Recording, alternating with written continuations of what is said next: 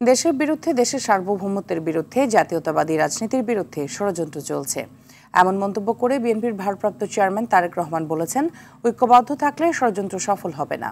যখনই জনগণের বেশি সমর্থন পাওয়ার সম্ভাবনা সৃষ্টি হয়েছে তখনই বিএনপিকে মিডিয়া ট্রায়ালের মুখোমুখি করা হচ্ছে বলেও মন্তব্য করেন তারেক রহমান। জাহিদ রহমানের রিপোর্টে জানাচ্ছেন নাজিব ফরাইজি।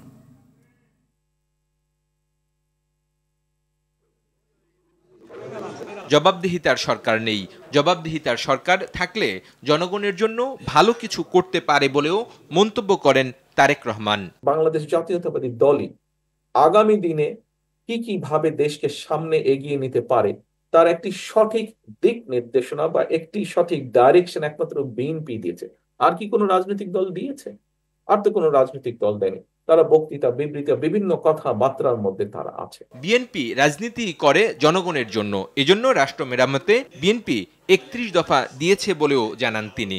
বাংলাদেশের অস্তিত্ব, সার্বভৌমত্ব, গণতন্ত্রের ভিত্তি, গণতন্ত্র, জাতীয়তাবাদী শক্তি, সকল কিছুর বিরুদ্ধে এরকম একটি ষড়যন্ত্র ধীরে ধীরে গড়ে উঠছে।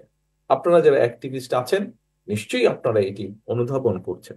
আগামী দিনে সবাইকে ঐক্যবদ্ধ থাকার আহ্বান জানান বিএনপির ভারপ্রাপ্ত চেয়ারম্যান তারেক রহমান। আজকে থেকে ২.৫ বছর আগে আমাদের ইন্টেনশন ভালো বলে আমরা ২.৫ বছর আগেই আমরা রাষ্ট্র মেরামতের পরিকল্পনা দিয়েছি। রাষ্ট্র কিভাবে মেরামত করব প্রত্যেকটি সেক্টরে। নাজিব ফরাইজি, RTV, ঢাকা।